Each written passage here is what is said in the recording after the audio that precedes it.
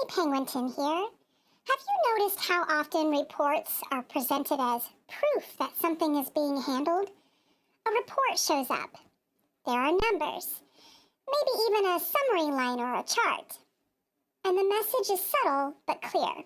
This is being tracked. But tracking without explanation doesn't automatically create understanding, because numbers on their own don't tell a story. They just sit there. A report might show improvement without explaining what the baseline was to begin with.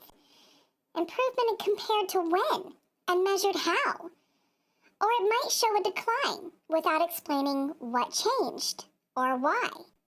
Was there a system shift, a policy change, an external factor that affected the result? And without that context, the numbers feel definitive, even when they're incomplete. This kind of transparency often satisfies oversight. It signals that a process exists, that something is being monitored, that accountability is happening somewhere.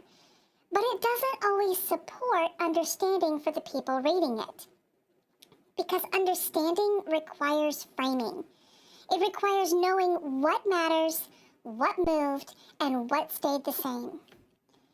A quiet habit some people develop is comparing what's shown with what's missing. What isn't being measured at all? What isn't mentioned in the summary?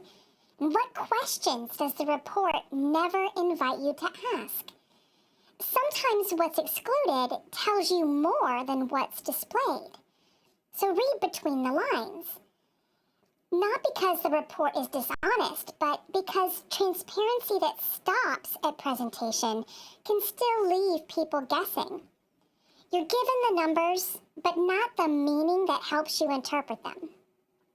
And over time, that kind of reporting can create appearance of clarity without the experience of it. Bye for now.